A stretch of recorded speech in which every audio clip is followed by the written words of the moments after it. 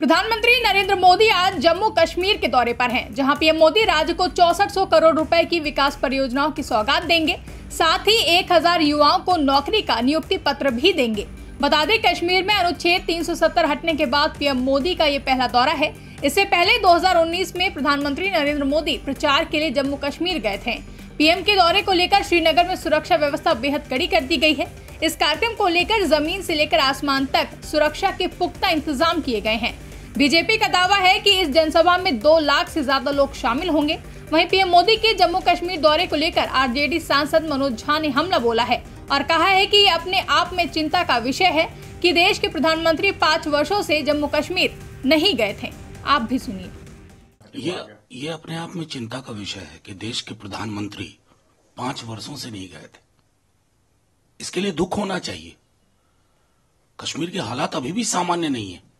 अगर प्रधानमंत्री जी के इस बात का ढिंढोरा पीट रहे हैं कि आर्टिकल 370 के बाद पहली बार 5 वर्षों के बाद जा रहे हैं, तो ये चिंता का विषय होना चाहिए था कि देश के प्रधानमंत्री वहां अभी भी नहीं हो रही है क्या शहादत हमारे जवानों की? जुटला सकते हैं आप? नॉर्मलिसी का ढिंढोरा दिल्ली दरबार से पीटना और घाटी में, जम्मू में, लद्दाख में नॉर्मलिसी फील करना, मीलों का फासला हो गया। इस फासले को प्रधानमंत्री जी को पहले पाटना चाहिए था। लेकिन आज भी जो हम सुन रहे हैं, तमाम सरकारी कर्मचारियों को मोबिलाइज किया जा रहा है, उन्हें वहां के नागरिक के रूप में पेश किया जाएगा और शाम तक कहा जाएगा, अरे साहब आए थे और देखिए क्या जलवा उनका रहा। ये चीजें लोकतंत्र में शोभा नहीं देती।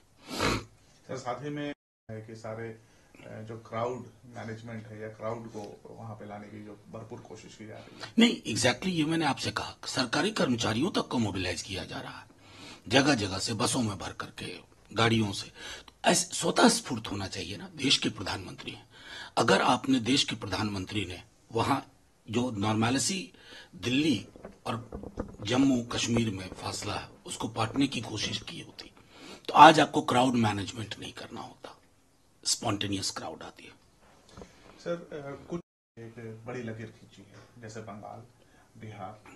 बंगाल में संदेश खाली का मुद्दा ने उठाया और बिहार में भ्रष्टाचार और परिवारवाद। आपको लगता है कि सीबीआई भी इसमें कूदी है संदेश खाली में, जिस तरीके से वहां पे? नहीं, जिसे आप बड़ी लकीर कह रहे हैं ना, पता नहीं क्यों कह रहे हैं, बड़ी छोटी लकीर है। जैसे बिहार में कल भाषण दे रहे थे बेतिया में, यकीन मानिए किसी ने पुरानी स्क्रिप्ट पकड़ा दी थी 2013 वाली, शब्द सह हूबहू वही बात है। आपको पता नहीं है बिहार में क्या हवा चल रही है? नौकरी मतलब तेजस्वी, 17 साल बनाम 17 महीने। आपको आपके राजनीतिक संतुलन को बिगाड़ रहा। तो आप वही रटी रटाई चीजें, अब जनता को वो नहीं चाहिए। 17 साल बनाम 17 महीने, तेजस्वी मतलब रोजगार, तेजस्वी मतलब नौकरी, इसको आप झुठला नहीं सकते। पॉलिटिकली डील करिए ना हमसे। आप जब परिवारवाद कहते हैं तो बड़ी हंसी आती है। आपके पीछे पूरा कैलेंडर दिखता है मुझको, आपके तथाकथित नॉन परिवारवाद का गिनाना शुरू करूं तो अंतहीन है। और लालू जी ने तेजस्वी जी के सर पे तख्त नहीं रखा, ताज नहीं रखा, वो जनता ने दिया सबसे बड़ी पार्टी बना करके। आज आपकी परेशानी का सबब है, ऊपर से आपको सीबीआई डीआईटी है ही।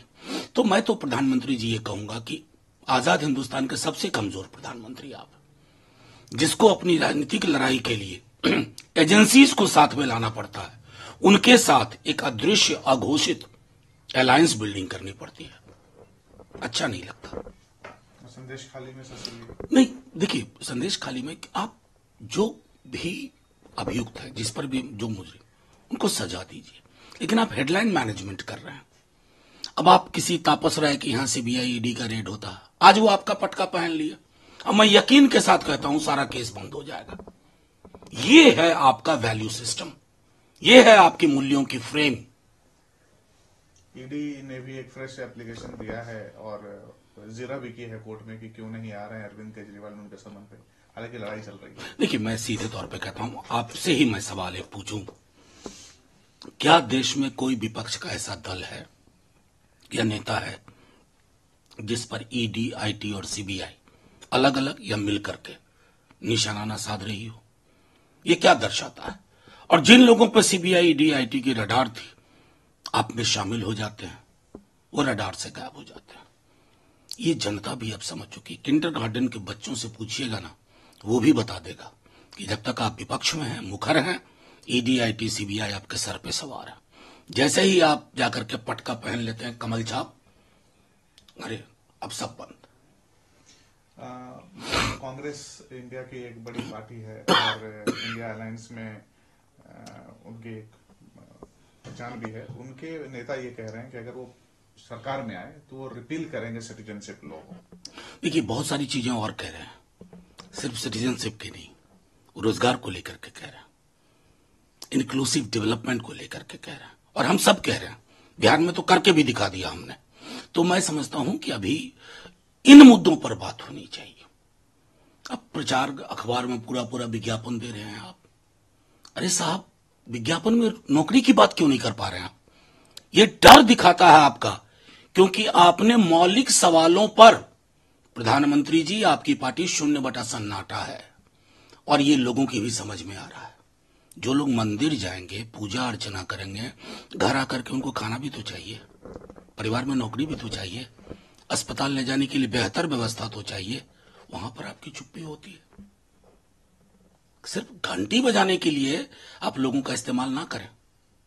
सर, हमने हाल में से जो हमारी डिफेंस फोर्सेस थी उनको हटाया भी गया, लेकिन अब मालदीव्स के पास में ही एक नेवल बेस बना रही है भारत, जैसे कि वो पूरी निगरानी रहे। देखिए, उस पूरे क्षेत्र में हमारी मौजूदगी बेहद आवश्यक है। वो एक जियोपॉलिटिकल अगर आप सिचुएशन देखें तो वहां हमारी मौजूदगी बेहद आवश्यक है।